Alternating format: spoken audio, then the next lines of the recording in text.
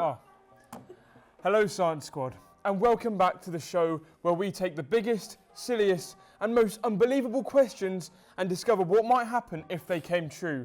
I'm your host, Dr. Jack. This is our dinosaur expert, Reese, and this is What If.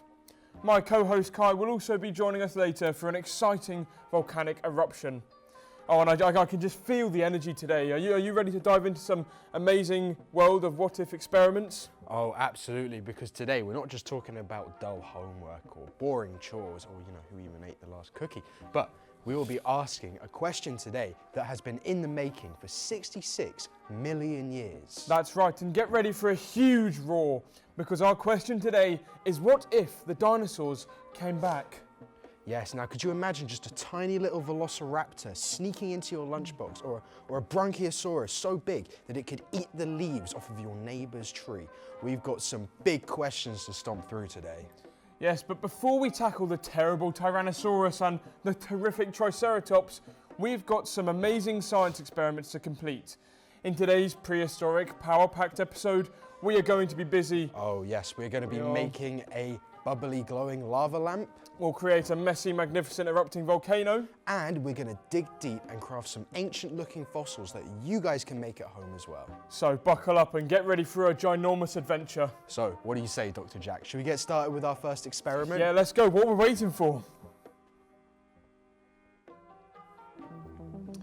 Alright team, our first experiment is going to be very exciting and a little bit prehistoric, just like our dinosaur theme. We are making our very own beautiful bubbly lava lamps. Yes, and before we get started mixing, let's talk about all the gear you'll need if you're following along at home. So please grab these simple, everyday household objects, a tall, clear glass. We can use a glass like this, or maybe like an empty water bottle or something like that. We're gonna need some vegetable oil, some food coloring, and our secret ingredient, the bicarbonate of soda. Yes, and I think it's time to begin. Do you think it's time to begin? Yes. I think it's time to begin. So get ready, because it's a big lesson in something called density.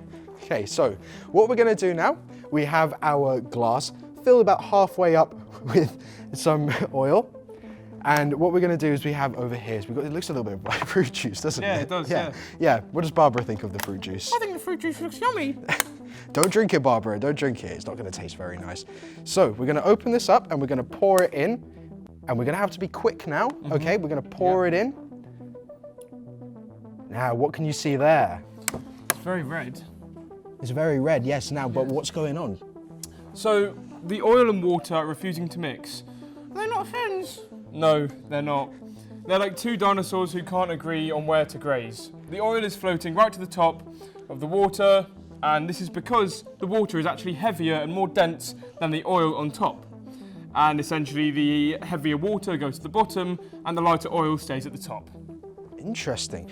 Okay, so what you can see is kind of settled, it's kind of made a nice border, but I don't think we really want that when we're going to go for this. So I'm going to add just a splash more of the water and kind of rough it up a little bit. It looks really, really cool. It's going to look really, really cool if this works. Now, going to be quick. We're going to take our secret ingredient, the bicarbonate of soda. Take a look at that. Yep. Yeah. And what we're going to do is we're going to just really, really go to ham. Really, let's get this in. There we go. Now, you can see that sinking in.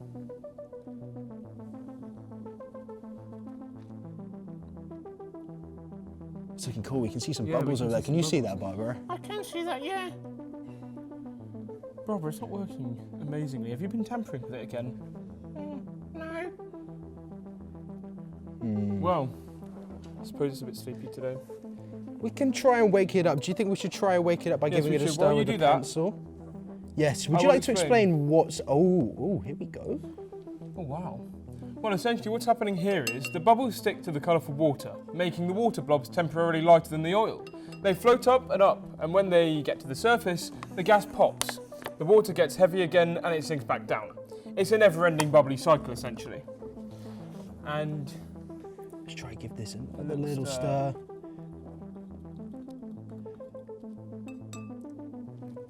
Oh, I think it looks a little bit sleepy today, but you can see the bubbles coming up over there. Yeah. Barbara, come on, let's let you have a good view of that. Oh, wow. So red.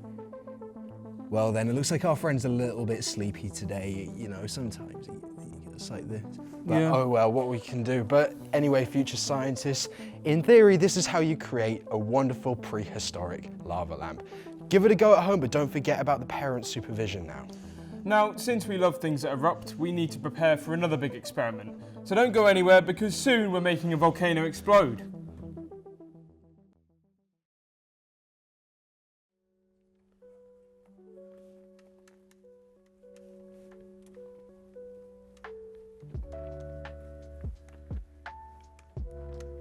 Oh no! Oh! What on earth is? Oh, it's No, just it's just you. me, yeah. It's Dr. Jack. I thought there was a Yeah. brand new dinosaur after me. I No, thought, no. wow, that was terrifying. No, it's your old Wow. pal, Dr. Jack. It's just Dr. Okay, instead of scaring me again, let's talk about some fossils, shall Yeah, we? Let's of talk course. about yeah. Well, moving on from our bubbly lava lamps, now we're going deep, millions of years deep. Because to answer our big question, what if the dinosaurs came back, we need to know how we found them in the first place. That's right, time to become paleontologist scientists who study ancient life, and we're discussing fossils today. But what exactly is a fossil? Well, for everyone watching at home, remember, this is a fossil. It is the preserved evidence of a plant or animal that lived millions and millions of years ago. The key thing to remember from Key Stage 2 is that most fossils aren't the original bones. The soft parts decay, but the hard parts like bones, shells and teeth get turned into rock, and this process is called fossilization. Yes, and there are 4 steps of how fossils form, which includes step number 1, burial. The body sinks and the skeleton gets covered up quickly by layers of sediment. That's all the mud, sand and tiny rock particles that stops it from rotting. Step number 2 is the pressure step. Over millions and millions of years, layers build up. The huge weight of the pressure squeezes those sediments until they turn into sedimentary rock. Step number 3 is rock replacement.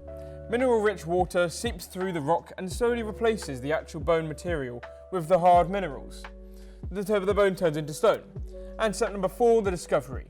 Millions of years later, erosion like wind and rain breaks the rock away, and a paleontologist finds a fossil.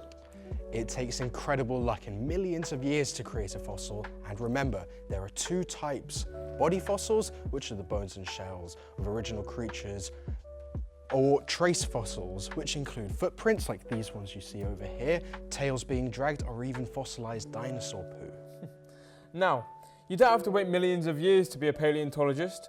You can make your own fossils at home with salt dough by following the instructions on our website. So look at these we made earlier, just flour, salt and water. We mixed them all together and kneaded them into a dough, and then we took small plastic dinosaurs like the ones you see over here and firmly pressed them into the soft dough and waited for them to dry.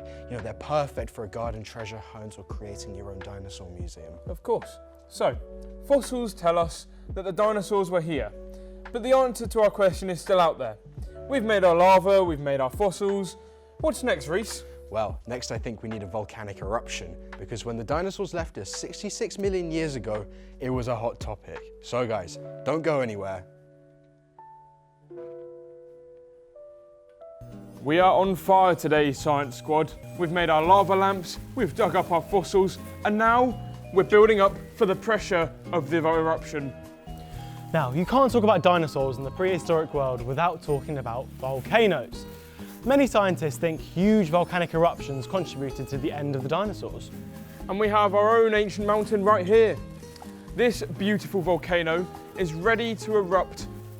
This is a classic science experiment, but it's still amazing every single time. We're combining 2 simple ingredients too to create this magnificent chemical reaction. Now, inside the volcano we have our lava mix, which is made up of just simple baking soda and food colouring. And here is our catalyst, the secret ingredient that creates a fizz. White vinegar. When baking soda and vinegar meet, they create a gas called carbon dioxide. That gas needs to escape, and the only way out is right up through our volcano, forcing the red liquid out. So, get ready. Are you ready? I am ready. Are you ready? Hoods up.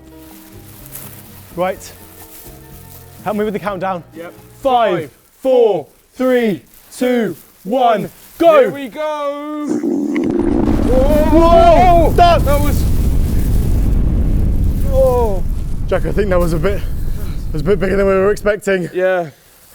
God. Well, wow, I mean, look at that fizz. I'm sweating.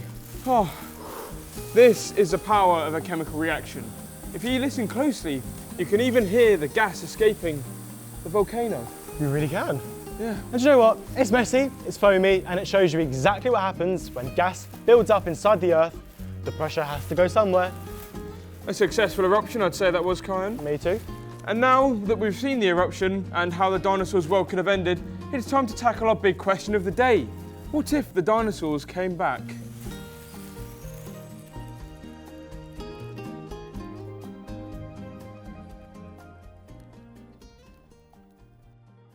So, today we've explored the science of the past with our fossils and the science of destruction with our volcano. And now it's time for the ultimate question of the day. What if the dinosaurs came back? And it's so fun to imagine, isn't it? Giant creatures stomping around, but Reese, the first thing you have to think about is their size. You know, a Bronchiosaurus was as tall as a 4-story building back then. Oh yeah, would you just think about that for a second in the modern world, where a giant long-necked dinosaur, would they get enough food? I mean, they ate tons of plants every single day, and I reckon we probably have to sacrifice entire forests just to feed one of them. I mean, and imagine the traffic jams, trying to get to school, and when a Triceratops has decided to take a nap in the middle of a main road, it would be absolute chaos. Oh yes, and then there's the speed as well. You know, most dinosaurs, they were slow, but there were those speedy ones as well, like the velociraptors. They were quick. I mean, could they keep up with a modern day car? Probably not, but they definitely give the delivery drivers a scare. Yeah. And what about the smaller ones? Remember, birds today are actually modern dinosaurs, so the tiny ones, like the famous Archaeopteryx, might actually have fit in right here. But the reality is the Earth has changed so much since they disappeared 66 million years ago. Our plants, our weather, and even the air we breathe are all different. It would be a huge shock for them and they might find it difficult to survive for long, but it would certainly make going to the park a lot more interesting. You know, maybe we should start practicing climbing up some trees. Yes. And it's an incredible thought, and whether they'd rule the world or just cause a huge traffic jam, it's proof that asking the question of what if is the best way to explore science. So guys, unfortunately that is it for this week's episode of What If. We've loved sharing our science with you. Please don't forget to send in your pictures of your fierce fossils and your luminous lava lamps, and we'll display our winner's photo in the next week's episode. And here is the winner of the last week's episode of the colour-changing flower experiment, where we learn how flowers absorb nutrients. Well done to Sophie, age 8. Don't forget to keep your curious minds active. We need your help to find our next question for the next episode. Yes, we want you guys to send us your weirdest, silliest, and most unbelievable what-if questions. You know, could you live on the moon? What if cats could talk? And what if the sun was purple? We want to know. You can email us or ask a grown-up to post your question on our website. We might pick you for the next episode. So, until next time, keep asking questions, keep exploring the world, and we'll see you then. Goodbye, Science Squad.